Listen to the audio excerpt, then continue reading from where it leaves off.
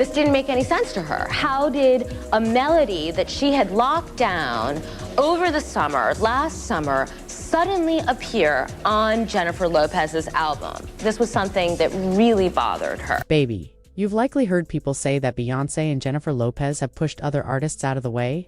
But what if they didn't just rise to the top? What if they purposely stepped into a career path that Mariah Carey was meant to keep?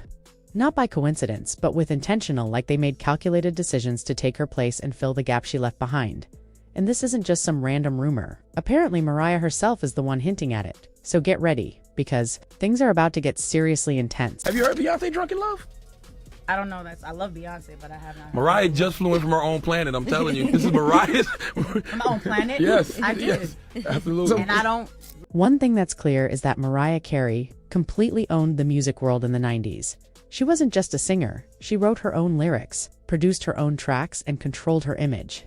And she pulled that off in an industry that rarely let women, especially women of color, have that kind of control. Mariah had her own style, kept a certain mystery, was biracial, and effortlessly blended different genres. She didn't follow anyone else's lead. She set the standard. If you think back, even Beyoncé used to talk about Mariah like she was untouchable. She praised her like people talk about icons, saying Mariah was the reason she even started singing. It wasn't Whitney Houston or Aretha Franklin that Beyoncé kept mentioning as her main influence. It was Mariah. Beyoncé once said that Mariah's song Vision of Love was the moment she fell in love with singing.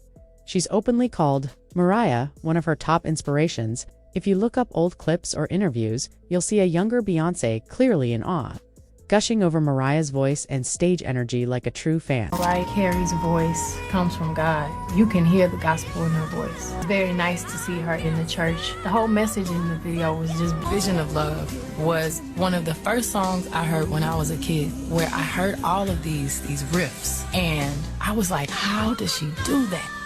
In this little short amount of times, the amount of notes she could squeeze in that one little bar, 2 bars, was fascinating to me. And that's kind of when I started trying it. And it's something that I love to do in my music, but she completely inspired. Honey, I don't know exactly what happened between them, but something clearly changed. One minute, Beyoncé was openly admiring Mariah, like she was untouchable, and the next that praise stopped. People started thinking maybe Beyoncé began to see herself as the one who had outshined Mariah, and truthfully, even though Mariah's impact on music is undeniable, she doesn't always get the same level of respect that legends like Michael Jackson or Prince receive. Sure, she's known for her voice, but the media often reduces her to a glittery diva who pops up every December in heels and a holiday dress. On the other hand, Beyoncé seems to be chasing a much broader legacy, not just as a singer, but as a cultural force like MJ or the female version of Prince. She's trying to shape music, visuals, and influence all at once.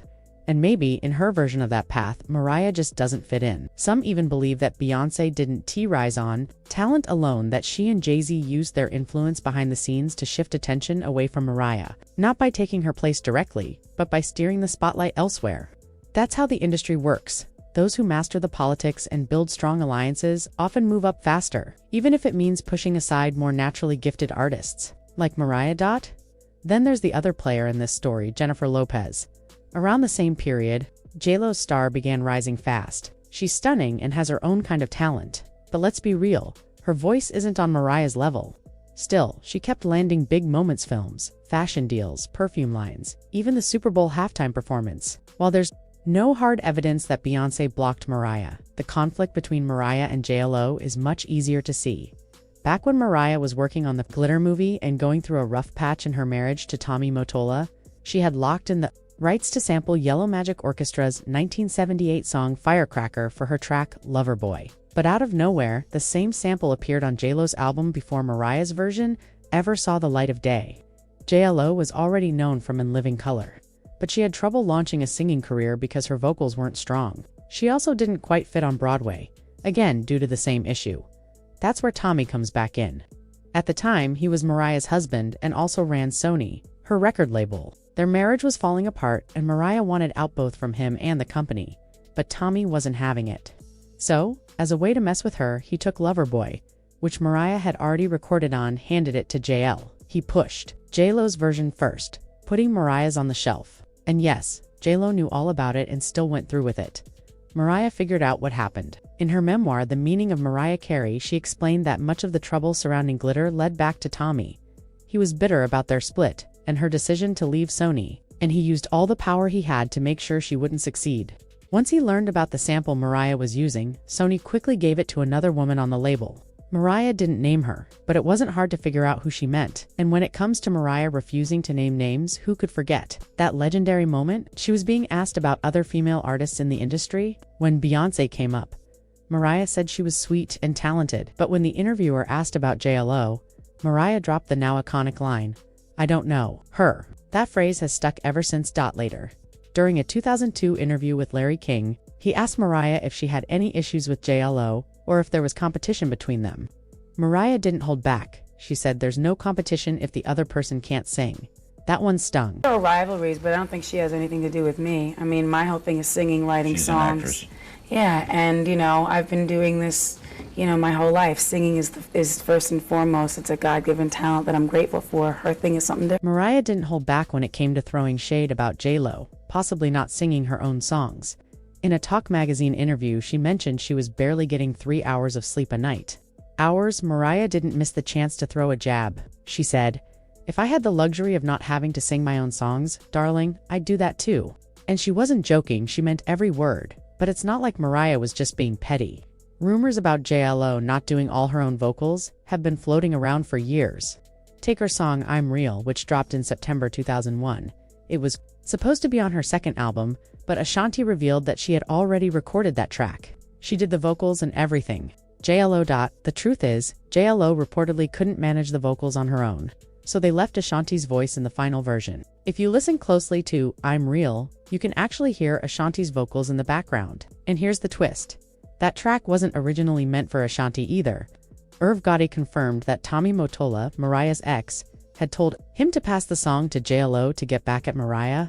They probably knew Ashanti wouldn't be cool with doing something like that, so they used JLo to carry it out. And that wasn't the only time it happened. Ashanti also wrote Ain't It Funny, another major hit for JLo. She wrote the lyrics, sang the hook, and even laid down background vocals and ad-libs. All JLo had to do was come in and record the lead vocals. Basically, the easiest part, while Ashanti had already done the heavy lifting. How did that J-Lo record actually happen? You wrote the song for yourself, or you wrote it for J-Lo? I wrote it for JLo almost ended up taking What's Love too. Fat Joe later revealed that the song, which became a massive hit with Ashanti, was nearly handed over to Jennifer Lopez instead. And the most shocking part? JLo apparently knew it already belonged to Ashanti, but didn't seem to have a problem with taking it anyway. According to Joe, Irv Gotti and Ja Rule called him in the middle of the night, around 3 a.m., told him to head to the studio. When he arrived at 4 a.m., they played What's Love for him and said, "This is for you and JLo. We want the Latinos on this." That move could have completely changed the song's history and erased Ashanti's role in it altogether. And it wasn't just a random situation, this was becoming a pattern. Ashanti had already written and sung on several major tracks that ended up in JLo's hands. Even though she kept quiet for years, it was clear the erasure had taken a toll. Eventually, Ashanti opened up about it. In an interview with Metro UK, she explained how hurtful it was not to receive proper credit for her work. She said that in any career, acknowledgement is important, but in the music industry, where so much is fake or manufactured, giving credit is everything. It's not just about femmes, about ownership. People need to know who really created the songs they love. Ashanti shared that it took her over 20 years to finally speak out about what happened. She admitted it was painful hearing her own vocals being used by someone else without getting a single mention. But with time, the truth started to come out. Fans and even other artists began to recognize what she contributed behind the scenes. She said she was grateful for that recognition, even if it came way later than it should have. And that's just one example.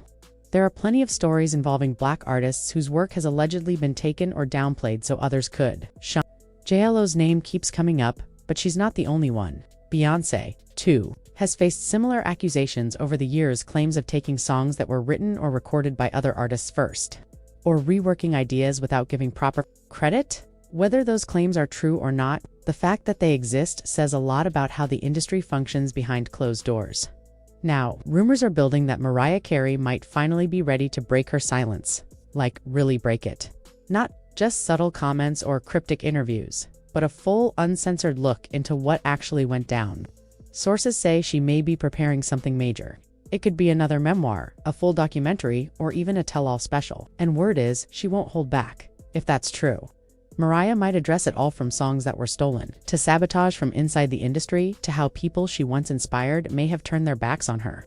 People are wondering if she finally named names. Did J.Lo knowingly play a part in blocking glitter?